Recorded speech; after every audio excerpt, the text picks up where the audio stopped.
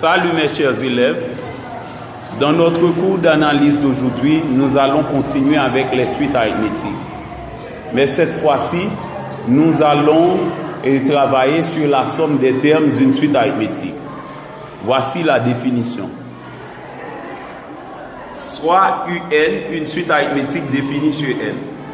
Alors la somme Sn de ces termes est Sn est égal à U0 plus U1 plus U2, point de suspension plus UN. Ok? On a une première relation. Maintenant, nous allons, cette somme de termes qui est Sn, nous allons écrire cette somme de termes sur une nouvelle fois. Mais tout à l'heure, on commençait à partir de U0, mais à présent, nous allons commencer à partir de UN. Ok? Donc, la même somme, mais en partant tout à l'heure, c'était de U0 à UN, nous allons commencer de UN à U0. Écrivons cette somme d'une autre façon. Sn est égal à UN. À U0, je fais correspondre UN.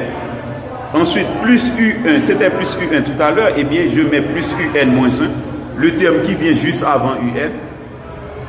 C'était plus U2, à U2, je fais correspondre UN moins 2, le terme qui vient juste avant UN moins 1. Point de suspension ici. Et maintenant, à UN fait correspondre U0, ok, donc les deux extrémités. Ok, maintenant, nous avons la somme des termes Sn d'une autre façon.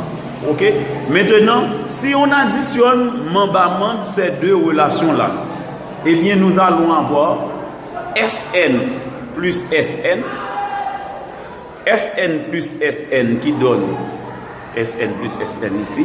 Et dans cette partie, on a U0 plus UN. Dans cette partie, U1 plus UN moins 1.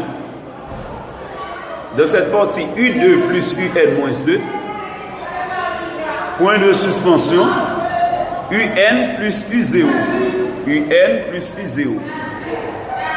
Ok, maintenant, si on remarque bien dans cette somme, dans cette relation, on peut remarquer que la première somme c'est U0 plus UN et la dernière somme c'est UN plus U0.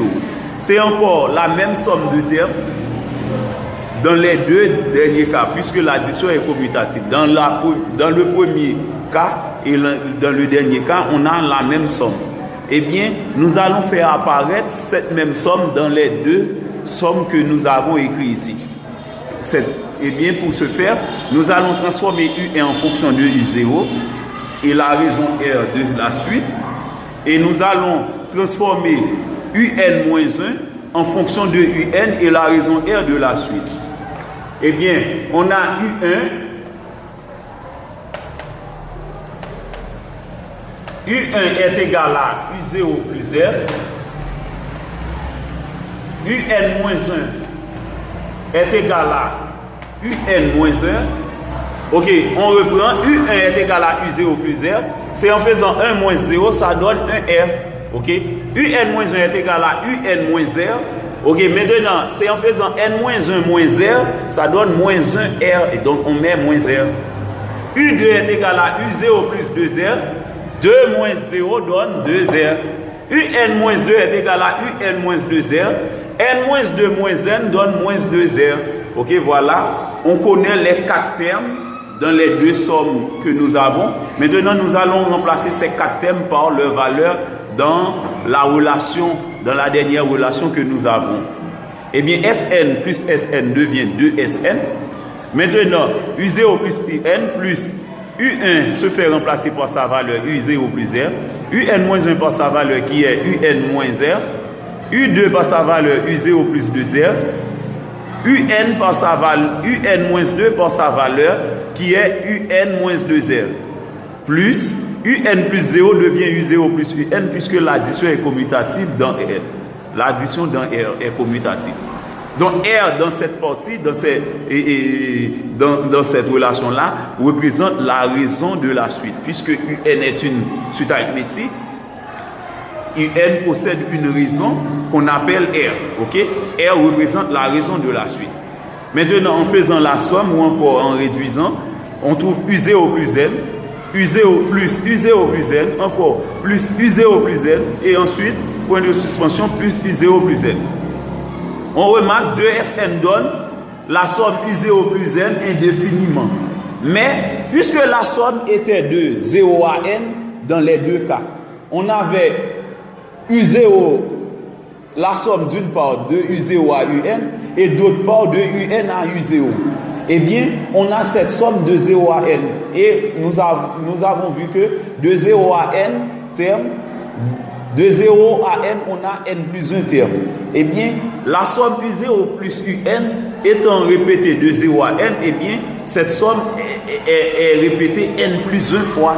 Eh bien, U0 plus UN se fait donc multiplier par N plus 1. Maintenant, si on tire Sn donne U0 plus UN par N plus 1 divisé par 2. Ok, donc ça, c'est la somme des termes d'une suite arithmétique qui est commencée ou par U0 ou encore qui est définie sur N.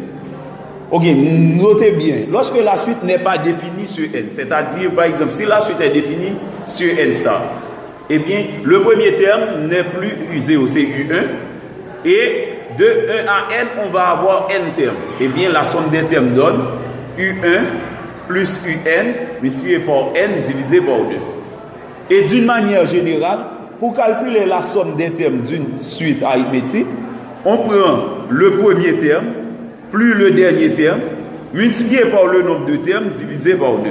Ok, voici, ça c'est la somme des termes d'une suite arithmétique. C'est ainsi qu'on peut calculer la somme des termes d'une suite arithmétique.